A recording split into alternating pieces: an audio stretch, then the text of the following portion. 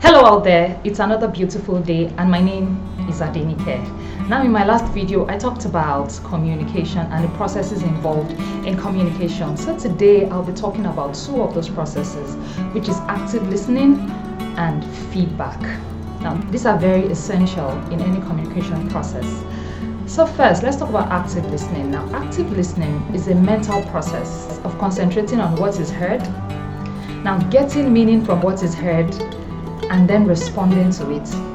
You see, it's first of all a mental process that allows you to process what you have heard, get meaning from it, and then respond to it. Unlike hearing, which is just a physical process of perceiving sounds. That means anybody can actually hear anything, even animals hear. The difference is just that they don't necessarily process what they hear, and some do anyway. So which is why listening is very important in any communication process, and active listening at that. Now the average person is exposed to about 20,000 to 30,000 sounds per day.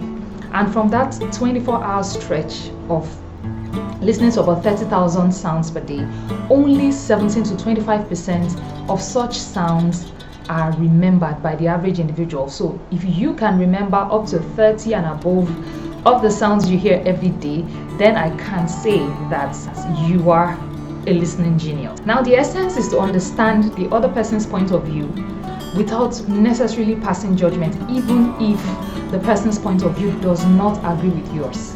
That is what active listening is all about. You need to remain quiet to capture the emotions and the essence behind what the other person is saying.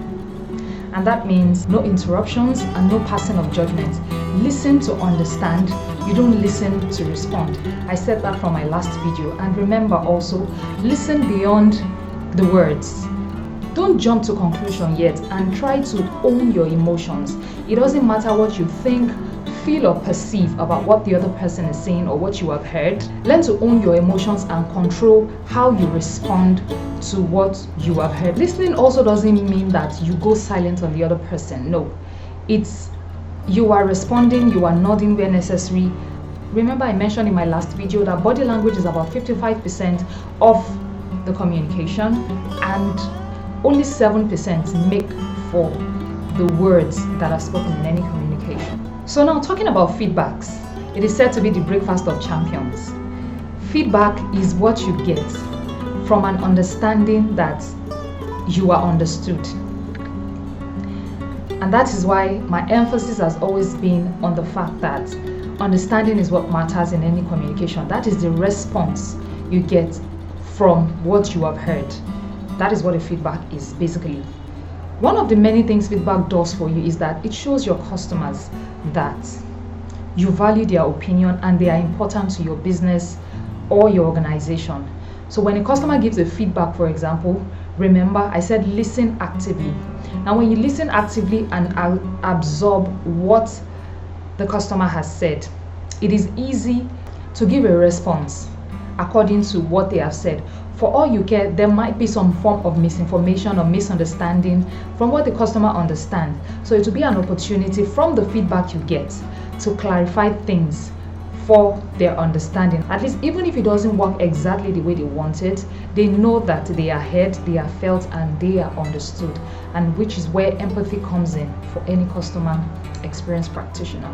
Feedback will also help you to improve on your offerings, because you do these things for the customer, and when a customer gives a feedback to you per time, it is clear that this is what we want, or this is the way we would prefer this offering to be delivered to us. And since the customer is at the core of your business, it is very important that you listen to what they have to say and use it to improve on your product and services. Another point about feedback is that it helps you to measure customer satisfaction.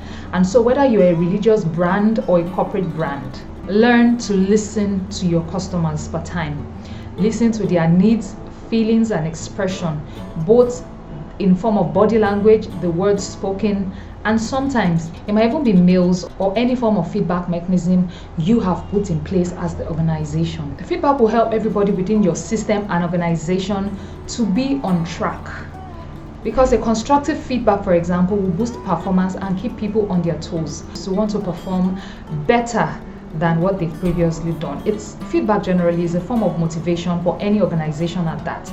And as an organization, you must be open and willing to receive as many feedback as possible, whether it's constructive or not. Now, whether you're a personal brand, a corporate or a religious brand, feedback is meant to keep you on track, to help you know what you have done well in the past and keep at it, and what you have not done perfectly well and improve on it also. So it gives room for expansion and improvement at any time. Now, for example, if I get a feedback that, oh, XYZ, you are proud, I don't say, no, I am not proud.